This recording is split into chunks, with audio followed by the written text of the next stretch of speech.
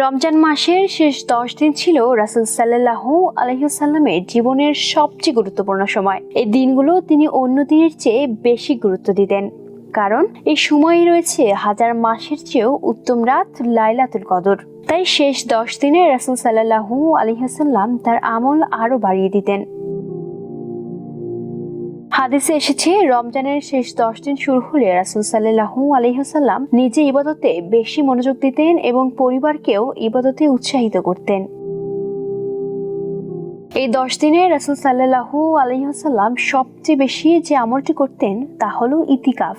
তিনি এই সময় মসজিদে অবস্থান করতেন, দুনিয়ার কাছ থেকে নিজেকে আলাদা করে পুরো সময় আল্লাহর ইবাদতে কাটাতেন।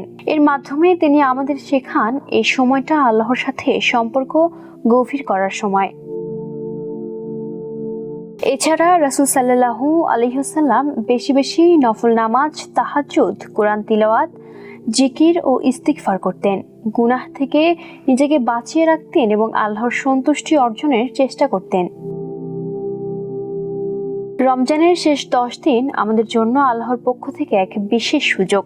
রাসূল সাল্লাল্লাহু আলাইহি ওয়াসাল্লামের দেখানো পথে এই দিনগুলো কাটাতে পারলে আল্লাহর রহমত ও মাগফিরাত পাওয়ার আশা করা যায়। তাই আসুন এই মূল্যবান সময়টাকে অবহেলা না করে ইবাদতের মাধ্যমে আল্লাহর আরো কাছে চলে যাই।